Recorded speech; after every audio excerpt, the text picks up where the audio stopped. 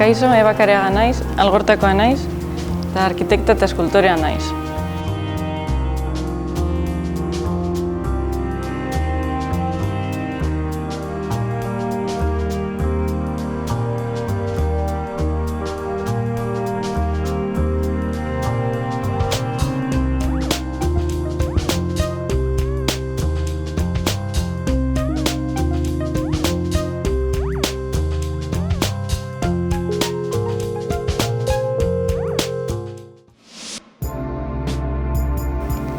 Nire lana Algortako area arrisku hormen behaketan du jatorria.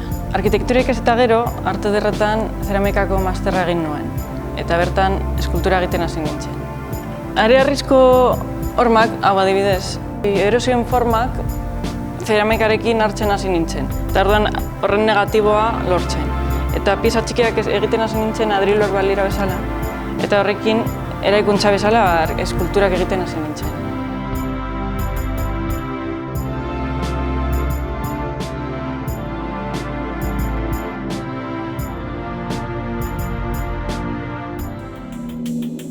Harriaren erosioaren zeramikazko piezak egin eta gero, material berriak eta forma berriak sartzen hasi nintzen eskulturetan. Adibidez hau, egur, altzairua, zeramika, beste batzuetan morteroa.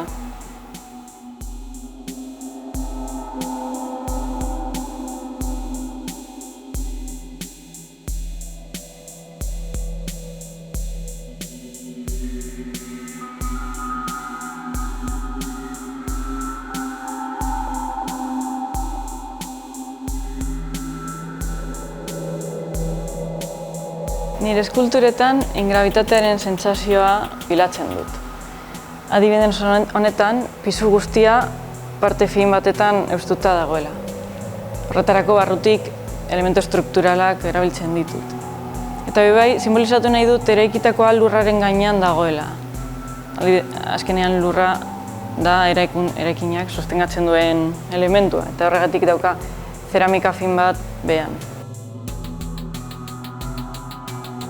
Espazio hau aukeratu nire obra erakusteko, arenizkaz eginda dagoelako, eta beste elementu batzuekin nahastuta, adreilua, morteroa. Eta orain erreforma fasean dagoelako.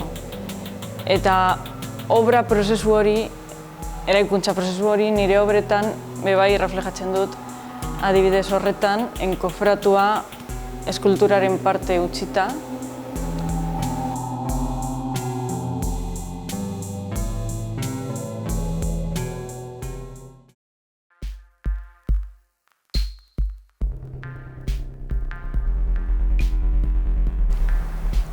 Egin ditudan eskultura batzuetan, kristala sartzen dut morteroan, oraindik fraguatu gabe dagoenean.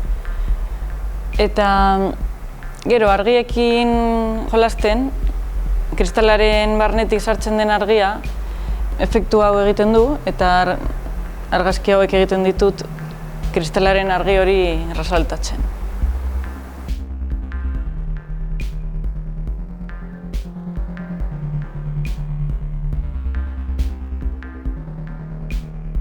Bai egiten dut grabatua, beti harriaren tematikarekin eta beste eraikuntza elementu batzuekin. Harrobi baten argazkien grabatuak eta harria inguru naturalean nola jarrita dagoen.